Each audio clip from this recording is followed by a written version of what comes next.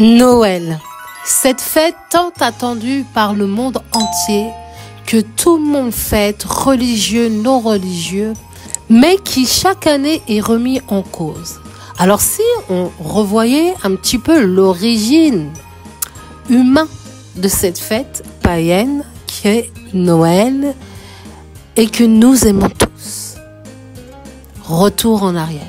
Alors on ne peut pas parler du Père Noël sans en réalité parler de Saint Nicolas. Oui, je sais, on nous a dit que le Père Noël a été créé à partir de Coca-Cola, mais ce n'est pas vrai. En réalité, il y a eu un personnage vénéré avant lui. Juste le mot vénérer me vénère. Parce que, en tant que chrétien, on sait ce que Dieu dit par rapport aux idoles. On sait ce que Dieu dit par rapport au fait de vénérer l'humain. Et Saint Nicolas était finalement un personnage vénéré. Alors, qui est Saint Nicolas? C'est ce qu'on va découvrir maintenant. Il était avant tout un évêque de Myre en Asie mineure, vénéré pour ses miracles par les marins et les marchands. C'est un personnage de l'histoire qui a vécu entre le 3e et 4e siècle. Il est mort en 1085 et du coup, des marins de Barine ont décidé de ramener sa pouille à Bari pour qu'il soit vénéré en Europe. Alors, comment cette transition entre Saint-Nicolas et le Père Noël s'est fait finalement mondialement? Eh bien, écoutez, on peut dire merci aux Américains. Oui, les Américains. Ceux qui ont aidé à faire cette transition mondiale. On a les premiers colons, les Pilgrim Fathers, qui étaient très reconnaissants au XVIIe siècle d'avoir pu traverser l'Atlantide sain et sauf. Et donc, comme patron, comme idole pour les marins, le Saint Nicolas était très vénéré en Amérique du Nord. Du coup, au fur et à mesure du temps, Saint Nicolas a perdu son compagnon préféré, le Père Fouettard. Vous savez, ces créatures qui l'accompagnaient et qui menaçaient les enfants de sa baguette. S'il n'était pas sage ou n'avait pas été sage pendant l'année, il a tronqué sa myrte, vous savez, ce chapeau rouge qu'il portait avec une croix à l'envers dessus, contre un bonnet mou. Et puis, il a gagné son gros ventre et cette toute petite taille des petits lutins d'Europe du Nord, qui lui permettait de passer par la cheminée pour venir déposer ses cadeaux.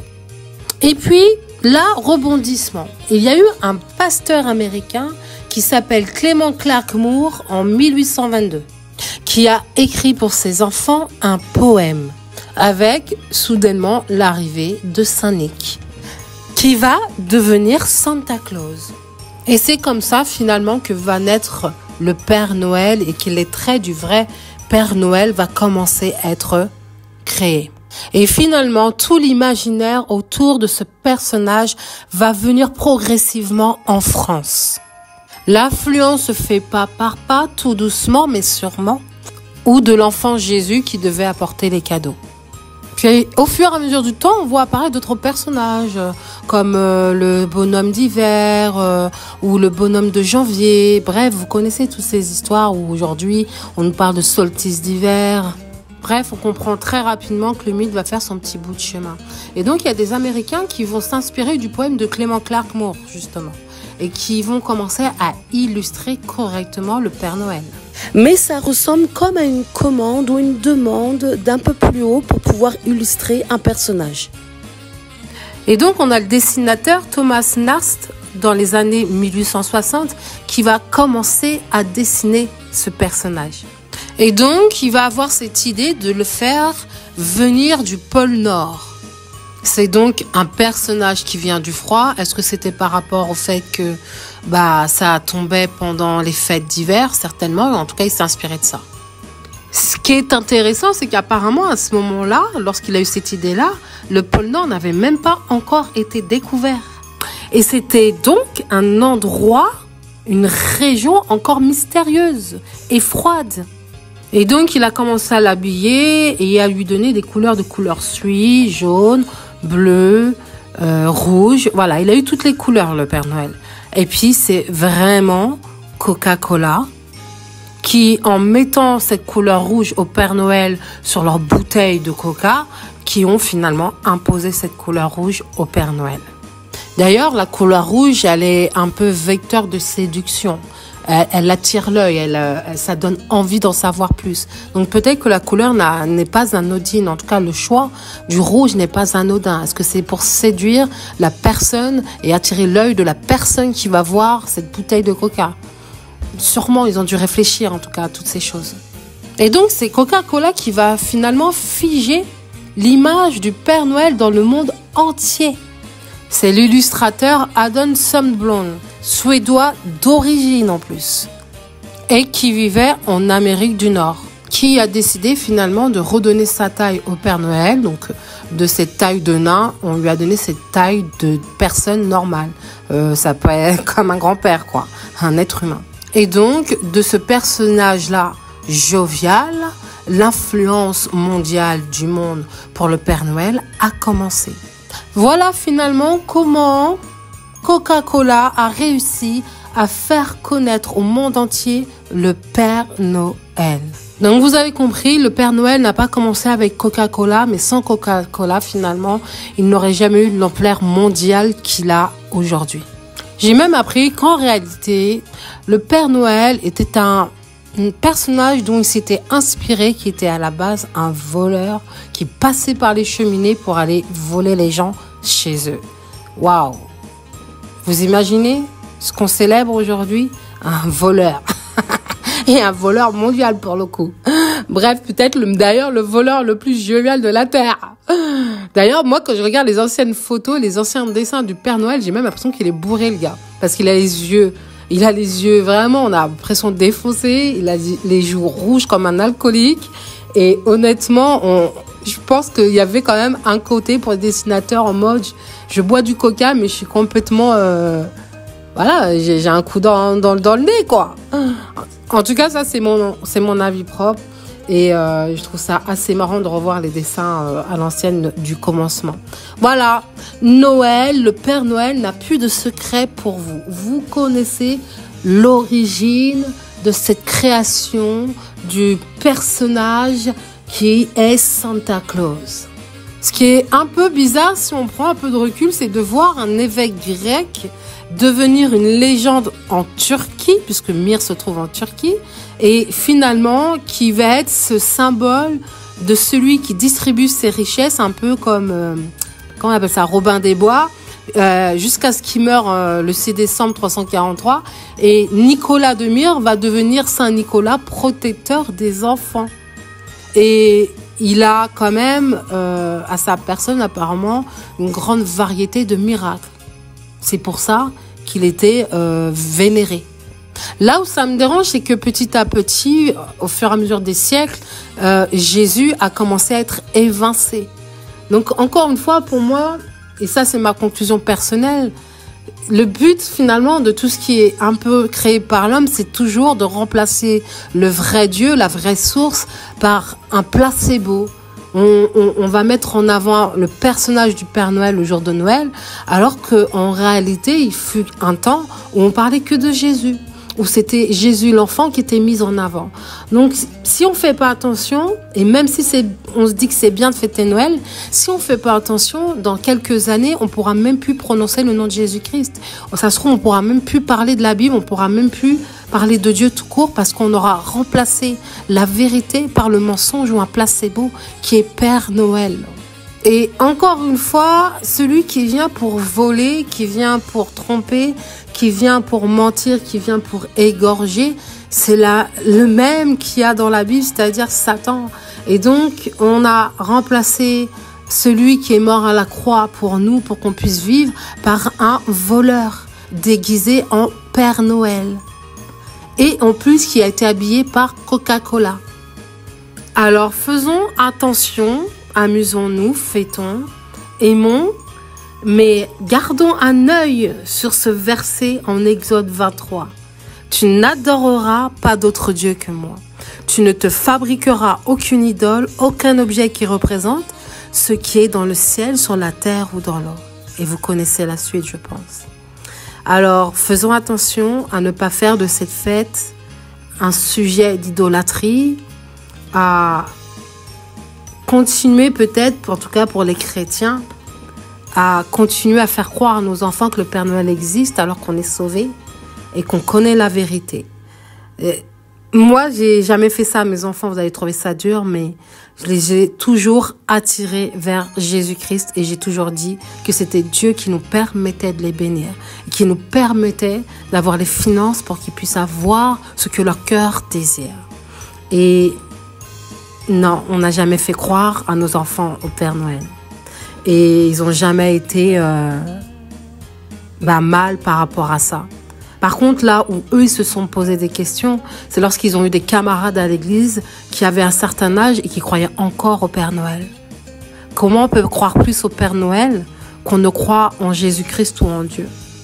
Tout part de l'éducation des parents.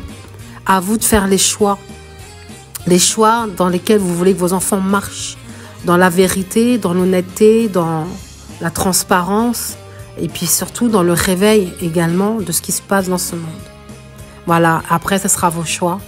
Et moi, j'ai jamais vu finalement, certains, pas beaucoup, mais c'est très rare que j'ai vu des enfants en vouloir à leurs parents pour leur avoir menti et fait croire à une légende ou leur permettre d'avoir, comme on dit, qu'on aime bien dire dans le monde, un moment de magie. Mais la fois où je l'ai entendu de la bouche d'une personne, ça l'avait vraiment blessé de se dire mes parents sont des menteurs. Et aujourd'hui, la magie est partie. Alors accroche-toi à la vérité parce qu'une chose est sûre, c'est que la magie de Dieu, elle ne part jamais. Le surnaturel, le côté incroyable de Dieu, lui, ne part jamais. Et je pense que c'est à ça qu'on doit s'attacher dans ces prochains jours de fête de Noël. Nous, en France, on appelle ça Noël, et aux États-Unis, c'est Merry Christmas. Et c'est vrai que quand on regarde la définition du mot Noël, il y a No, et ensuite il y a El, qui en hébreu veut dire Dieu. Et c'est comme si on nous invitait à dire pas de Dieu à Noël, finalement. Et c'est vrai que moi, j'ai toujours préféré dire Merry Christmas. Je trouve que c'est beaucoup plus sympathique et ça ramène toujours au Christ. Mais de plus en plus, j'entends que, par exemple, je crois que c'est en Allemagne ou à Londres, je ne sais plus, ils veulent enlever le mot Merry Christmas. Et je trouve ça vraiment très grave qu'on commence à vouloir vraiment effacer le nom même de Jésus-Christ, la symbolique de Jésus-Christ à Noël. Et aujourd'hui, on fait Noël, heureusement. Je ne sais pas si en France, un jour, on nous dira, on ne va plus dire Noël. On va dire la fête de l'hiver, par exemple, je ne sais pas. Et ça paraît impensable aujourd'hui, mais peut-être que dans quelques années, on va être choqués. Et finalement, moi, personnellement, Noël en lui-même, c'est pas trop grave, parce que quand je vois la signification que ça prend finalement, mais c'est surtout l'esprit qui est tout autour, vouloir éteindre finalement peut-être la joie des gens, l'envie des gens, ce bonheur d'être en famille, ce bonheur de profiter des uns des autres. Mais je vais vous dire quelque chose que je pense très franchement. Arrêtez d'attendre toujours Noël pour aimer les gens. Parce qu'on a 365 jours pour aimer les gens. 365 jours pour être avec les gens. Pour prendre des nouvelles d'eux. Pour les aimer. Pour organiser un repas. Pour venir les voir. Pour les appeler. Pour leur écrire. Pour les aimer sincèrement. Pour prendre soin d'eux sincèrement. Pour passer du temps avec eux sincèrement. Pour... si vous êtes grand-père, grand-mère, d'aller voir votre belle-fille, d'aller voir votre beau-fils, d'aller voir vos neveux, vos nièces de manière régulière ou tout simplement vraiment être avec eux tout au long de l'année. Et il y a tellement aujourd'hui d'hypocrisie, il y a tellement de non-dits, il y a tellement de faux semblants. Il y a tellement de chacun pour soi. Il y a tellement l'esprit de ce monde qui est là que les gens finalement, même s'ils se réunissent à Noël, je vais être très honnête avec vous, même s'ils se réunissent à Noël, il y a tellement de tensions, il y a tellement de méchanceté. Il y a tellement de superficialité dans les discussions, dans l'amour qu'on donne, dans les paroles qu'on peut avoir les uns vers les autres, dans peut-être le choix même des cadeaux, dans le fait qu'on a pu finalement, envie de dépenser parce que le Dieu de ce monde est en train de plus en plus être dans le cœur des gens. Et revenir à quelque chose de plus simple, où vraiment on prend le temps de parler à nos enfants, on prend le temps de parler à notre femme, à notre mari, on prend le temps d'être avec les siens, on prend réellement le temps d'aimer sincèrement ceux que Dieu nous a confiés autour de nous. Et je pense que ça change toute l'atmosphère commerciale qu'il peut y avoir autour de Noël. Et vous faites ce que vous voulez de ce conseil-là, mais soyez vrais, soyez simples, soyez sincères avec les gens autour de vous. Que vous soyez 20 autour d'une table, que vous soyez 15, que vous soyez 10, que vous soyez 4, soyez sincères et posez les téléphones. Moi, pendant 2-3 jours, je ne serai pas là. Je vais poster lundi et puis après, je vais profiter de mes enfants. Et parce que, voilà, le but, c'est d'être avec eux, c'est de partager avec eux et d'évacuer aussi un peu toutes les tensions de l'année et de faire page blanche pour 2025.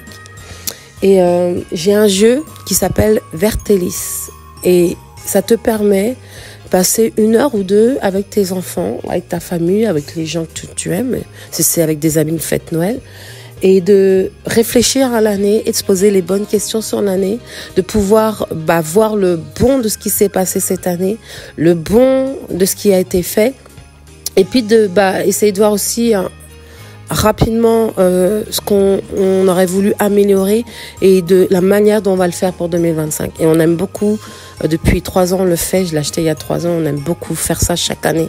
Chaque fin d'année à Noël, on le fait, ou le jour de l'an.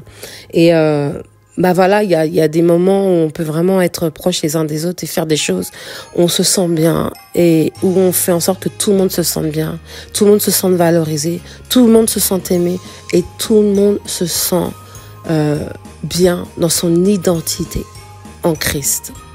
Je vous souhaite un Merry Christmas et je vous dis peut-être d'ici jeudi ou vendredi, je reposterai, mais en tout cas, je vais m'absenter pendant mardi, mercredi, puisque c'est aussi l'anniversaire de mes enfants en fin décembre. C'est une fête festive. Je ne sais pas pourquoi Dieu a fait en sorte que mes enfants naissent en décembre, mais je pense qu'il voulait vraiment que je puisse célébrer chaque fin d'année. Donc, je vous dis à bientôt pour de nouvelles vidéos. Soyez bénis.